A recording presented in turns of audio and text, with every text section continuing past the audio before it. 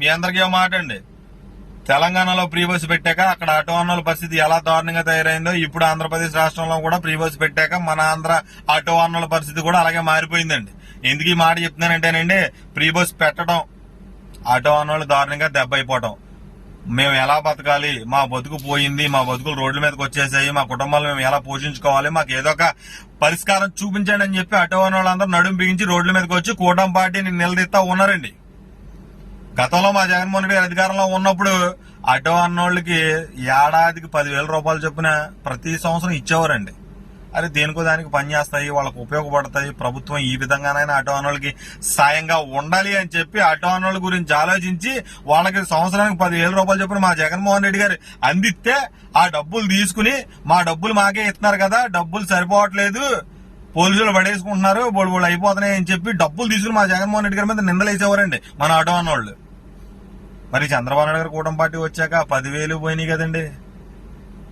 అటు బిర్యానీ పోయా, ఇటు పలావ్ పోయా, ఉన్నది పోయా, ఉంచుకున్నది పోయింది అన్నట్టుగా అయిపోయింది మన ఆటో అన్నోళ్ళ పరిస్థితి అండి. 10,000 లేవు. మీరు రోడ్డు మీదకి వెళ్తే ఎలాగ పోలీసులు పట్టుకుంటారు, మీ ఆటోలకి ఎలాగో రిపేర్లు వస్తాయి. అప్పుడైనా మా జగన్మోహన్ గారు ఇచ్చిన 10,000 మీకు అప్పుడు ఉపయోగపడే కదండి, ఇప్పుడు అయ్యి లేవు కదండి. పైగా ఫ్రీ బస్ పెట్టాక మీ ఆటో అన్నోళ్ళందరూ రోడ్ల మీదకి రావడం మొదలెట్టేశారు కదండి. ఫ్రీ బస్ పెట్టాక బతుకు దేరు కోసం మన ఆటో అన్న వాళ్ళందరూ కూడా రోడ్లెక్కి కూర్చోవాల్సిన పరిస్థితి వచ్చేసింది కదా అని అడుగుతా ఉన్నామండి. ఈ చంద్రబాబు నాయుడు గారు కూటమి పార్టీ అధికారంలోకి వచ్చాక రైతులకి గిట్టుబాటు ధర లేక రైతులు రోడ్ల మీదకి వచ్చారు.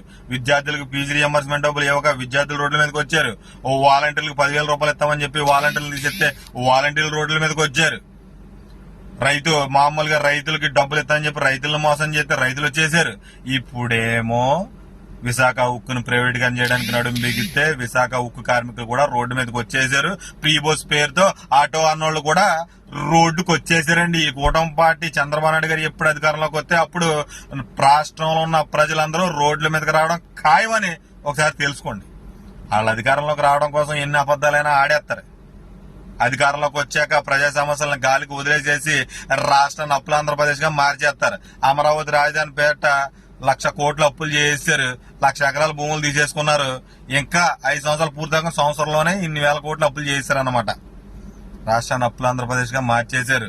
దోచుకో దాచుకో తినుకో అన్నట్టు అయిపోయింది చంద్రబాబు నాయుడు గారు కూటమి పార్టీ నాయకుల పరిస్థితి.